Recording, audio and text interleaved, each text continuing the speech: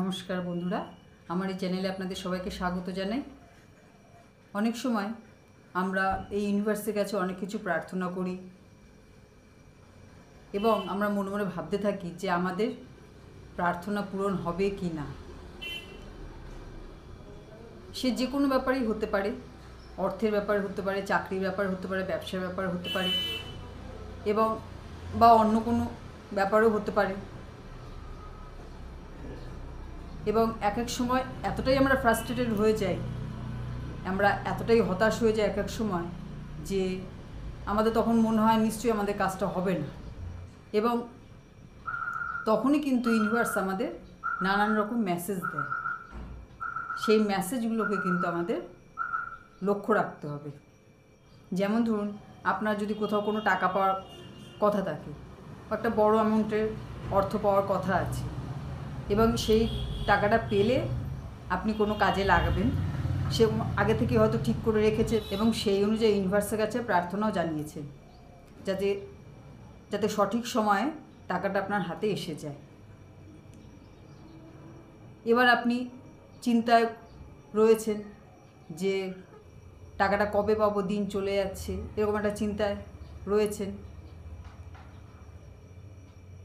সেই সময় একটু খেয়াল করে দেখতে পাবেন যে ইউনিভার্স কিন্তু নানাভাবে আমাদের মেসেজ দেয় যে আমাদের কাজটা হবে কি হবে না। বিভিন্ন রকম অ্যাঞ্জেল নাম্বার কিন্তু আমাদের চোখে পড়ে। অ্যাঞ্জেল নাম্বার কোনগুলো? 111, 1111, 222, 2222, 333, 444, এই ধরনের যে রিপিটেটিভ নাম্বারগুলো আসে এগুলোই কিন্তু অ্যাঞ্জেল নাম্বার।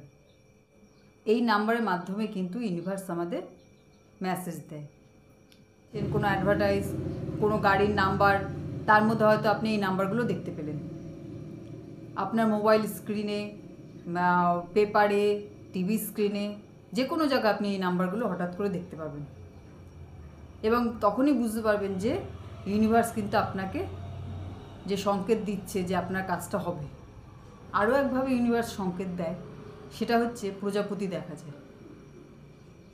এটা কিন্তু একটা খুব পাওয়ারফুল সংকেত, যেটা আমি নিজেও অনেকবার উপলব্ধি করেছি যে আমি কোনো কাজ হবে কি হবে না অনেক দিন চেষ্টা চালিয়ে যাচ্ছি, মনের মধ্যে একটা সংশয় রয়েছে, অনেকে বলছে হবে না, ঠিক তখন দেখেছি আমার সামনে প্রজাপতি উড়ে আসছে বা উড়ে চলে গেল, কিংবা গাছে যে ফুল ফুটেছে তার মধ্যে এসে বসলো, তখনই কিন্তু আমি মন থেকে শিওর হয়ে গেছি যে আমার কাজটা হবে।